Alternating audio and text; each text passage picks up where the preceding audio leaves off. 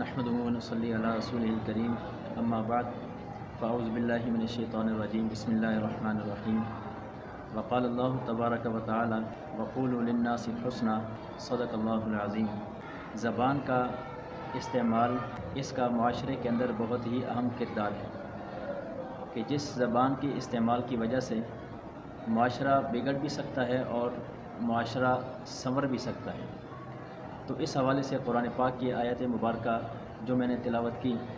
اس میں اللہ رب العزت فرما رہے ہیں کہ لوگوں سے اچھے طریقے سے بات کیا کرو۔ تو اس حوالے سے اردو کا ایک بہترین محاورہ بھی ہے اور بہت کام کی بات ہے کہ پہلے سوچو، پھر تولو اور پھر بولو۔ یہ گفتگو کرنے کا انداز ہے کہ جس معاملے کے اندر ہم گفتگو کر رہے ہیں،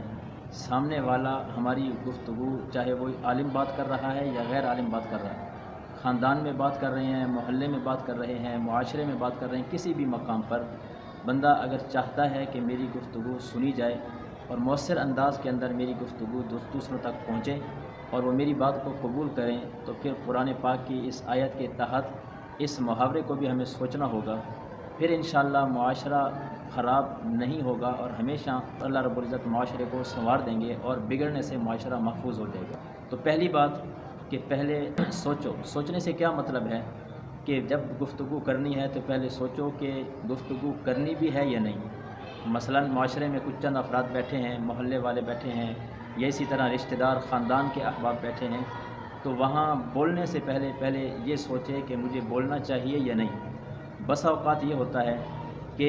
بات نہ کرنا یہ بہت زیادہ فائدہ مند ہوتا ہے بجائے اس کے کہ بات کی جائے، کیونکہ بعض مرتبہ بندہ گفتگو کرتا ہے تو بولنے کے انداز کے اندر جو ہے وہ اس کو سمجھ نہیں آ رہی ہوتی کہ میں نے کیا بات کرنی ہے۔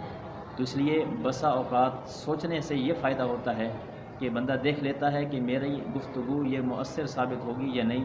بولنا چاہیے یا نہیں بولنا چاہیے۔ تو پہلا درجہ جب یہ اختیار کر لے گا، پھر اس کے بعد اگر اس نتیجے پر بندہ پہنچتا ہے کہ مجھے گفتگو کرنی چاہیے اور مجھے بات کرنی چاہیے، بولنا چاہیے، تو پھر اب دوسرا درجہ اس کو اختیار کرنا پڑے گا۔ وہ دوسرا درجہ یہ کہ پھر دیکھے کہ میں بات کروں تو کتنی کروں، کتنی بات کرنی چاہیے، مختصر بات کرنی چاہیے یا مجھے لمبی بات کرنی چاہیے، یہ سامنے والے کو دیکھ کر ہی ہمیں معلوم ہوگا۔ اب یہی مثال ہے کہ کچھ لوگ بیٹھے ہیں یا چند افراد ہیں یا زیادہ ہیں، کثیر تعداد میں ہیں، تو وہاں ہمیں دیکھنا چاہیے جب اس نتیجے پر پہنچے کہ میرا بولنا فائدہ مند ہوگا، پھر دوسرے درجے پر یہ دیکھے کہ کتنی بات کروں۔ تو پھر دیکھنے میں یہ پتہ چلے گا اور یہ بھی دیکھنا ہوگا جو اہم بات ہے، سب سے اہم بات ہے، سب سے اہم چیز جو دیکھی جاتی ہے وہ یہ کہ بولنے میں الفاظ کا چناؤ میرا کیسا ہو، میرے الفاظ کس انداز میں پیش کیے جا سکیں اور میں پیش کروں تو اگلا قبول بھی کرے گا یا نہیں۔ بسا اوقات یہ ہوتا ہے کہ الفاظ کا چناؤ ایسا ہوتا ہے، بات بھی حق ہوتی ہے اور نیت بھی صحیح ہوتی ہے بولنے والے کی، لیکن اس کے الفاظ کا چناؤ ایسا ہوتا ہے کہ اگلے کا دل اور دماغ الٹ ہو جاتا ہے۔ تو اس لیے وہ بات سمجھنے کی بجائے معاشرہ اور خرابی کی طرف چلا جاتا ہے۔ تو اس حوالے سے یہ عام طور پر یہ معاشرے میں یہ بات چلی ہوئی ہے کہ جو زیادہ بولتا ہے تو وہی ذہین آدمی ہے، وہی پڑھا لکھا سمجھا جاتا ہے اور کہہ دیا جاتا ہے کہ یہ تو ماشاءاللہ بڑی اچھی گفتگو کرتا ہے، کسی کو بولنے بھی نہیں دیتا۔ تو اس حوالے سے سمجھ لینا چاہیے کہ زیادہ بولنا اور بولتے ہی رہنا، کثرت بول میں مبتلا ہونا، تو یہ فرمایا کہ یہ ذہانت کی نشانی نہیں، یہ غلط بات ہے، بلکہ ذہین وہ آدمی ہوتا ہے اور سمجھدار وہ ہوتا ہے، عقل مند وہی صحیح کہلایا جاتا ہے کہ جو بات بھی کرے، مختصر کرے اور سمجھداری کے ساتھ سوچ سمجھ کے کرے۔ تو اس حوالے سے دوسرا درجہ ہمارا یہ بنتا ہے۔ تو پھر تیسرا درجہ اس کے بعد وہ بھی سماعت فرما لیں کہ تیسرے درجے پر جب ہم بات کریں گے، بولیں گے، تو پھر ہماری وہ گفتگو فائدہ مند بھی ثابت ہوگی۔ تو اسی حوالے سے قرآن پاک کی ایک اور آیت بھی ہے ہماری گفتگو کے بارے میں کہ ہمیں لوگوں سے کیسے بات کرنی چاہیے۔ اللہ رب العزت نے حضرت موسیٰ علیہ السلام اور حضرت ہارون علیہ السلام کو، ان دونوں حضرات کو فرعون کی طرف بھیجا اور بھیجتے ہوئے اللہ نے فرمایا قولا لہ قولا لینا، کہ تم دونوں فرعون کے پاس جا رہے ہو، اسے نرم بات کرنا۔ اس بارے میں حضرت مولانا مفتی محمد شفیع صاحب مفتی اعظم پاکستان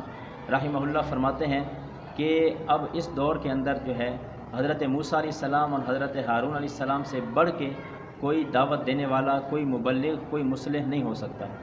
حضرت موسیٰ علیہ السلام اور حضرت ہارون علیہ السلام سے بڑھ کے، اور جس کو دعوت دی جا رہی ہے وہ فرعون سے بڑھ کے ضدی اور خراب انسان نہیں ہو سکتا۔ تو جب ان حضرات کو، ان شخصیات کو، فرعون کو نرم بات کرنے کا حکم دیا گیا ہے، تو پھر ہمارے لیے بھی بطریق اولا یہی بات ہوگی کہ جہاں بھی، جس مقام پر بھی، جیسے بھی بات کریں تو بات ہمیشہ قرآن پاک کی اس آیت کے تحت نرم ہونی چاہیے۔ لیکن ایک بات کی وضاحت وہ ضروری ہے کہ یہ تبلیغ میں نرمی چلتی ہے، دفاع میں نرمی نہیں ہوتی، دفاع میں تھوڑی سختی ہوتی ہے۔ جیسے ختم نبوت کا دفاع ہے اور صحابہ کا دفاع ہے تو وہاں سختی ہوتی ہے۔ تو دو چیزیں بس اوقات ہماری ٹھیک ہو جاتی ہیں کہ نیت بھی حق ہوتی ہے اور بات بھی حق ہوتی ہے، لیکن تیسرے درجے میں ہم مار کھا جاتے ہیں، وہ یہ کہ ہمارا طریقہ حق نہیں ہوتا، ہمارا طریقہ ٹھیک نہیں ہوتا۔ اور اسی تحت قرآن پاک اور آیت بھی وہ بھی سماعت فرما لیں، وقولا لہ قولا لجنا کے بعد یا ایھا الذین آمنوا اتقوا اللہ وقولوا قولا سدیدا، کہ اے ایمان والو درست اور صاف صاف بات کیا کرو۔ بعض اوقات یہ بھی ہوتا ہے کہ ہم الجھی ہوئی بات کرتے ہیں، ایسی بات کرتے ہیں سامنے والے کو ہمیں پتہ چل رہا ہوتا ہے کہ سامنے والا وہ ایسے تعجب سے دیکھ رہا ہے کہ ہماری بات نہیں سمجھ رہا، تو اس لیے قرآن پاک کی یہ آیت بھی ہمیں بتا رہی ہے کہ بات بھی کرو، اور پہلی آیات میں یہ بھی ہے کہ نرم بات کرو، پھر بات جو ہے وہ اچھے طریقے سے کرو، اور پھر تیسرا درجہ کیا ہے کہ بات الجھی ہوئی نہ کرو بلکہ صاف ستھری ہونی چاہیے۔ تو یہ گفتگو کے علماء نے 3 طریقے بتائے ہیں، تو اس حوالے سے اگر ہم اپنی زندگی کے اندر یہ اپنا لیں اور ہم اپنا شیوا اور طریقہ بنا لیں کہ انشاءاللہ آئندہ ہم اسی قرآن پاک کی آیات کے تحت اپنی گفتگو کو کریں گے۔ اس میں عالم اور غیر عالم کا فرق نہیں ہے کہ ہم سمجھیں کہ عالم ایسی بات کرے غیر عالم نہ کرے، وہ الفاظ کا چناؤ کیسے کرے۔ تو الفاظ کا چناؤ کا مطلب یہ نہیں کہ اس کے ذہن میں بہت سے الفاظ ہوں غیر عالم کے، بلکہ کوئی اگر ان پڑھ بھی ہے تو الفاظ کا چناؤ کا مطلب یہ ہے کہ بھائی جان کہہ کر اور محترم کہہ کر، یا اچھے سے اچھے الفاظ جو چن سکتا ہے وہ مخاطب کو دے گا، تو انشاءاللہ وہ بات اس کی سمجھ بھی آ جائے گی۔ اللہ تبارک و تعالی ہم سب کو صحیح معنی میں جب تک زندگی ہے صحیح گفتگو کرنے کی، صحیح انداز اختیار کرنے کی توفیق نصیب فرمائے، اور اللہ ہمیں بھی اور سب حضرات کو اللہ رب العزت ہدایت نصیب فرمائے۔ السلام علیکم ورحمۃ اللہ وبرکاتہ۔ مزید ایسی دل کو چھو لینے والی ویڈیوز دیکھنے کے لیے ہمارے فیس بک پیج اور یوٹیوب چینل کو سبسکرائب کریں اور زیادہ سے زیادہ شیئر کریں۔ شکریہ۔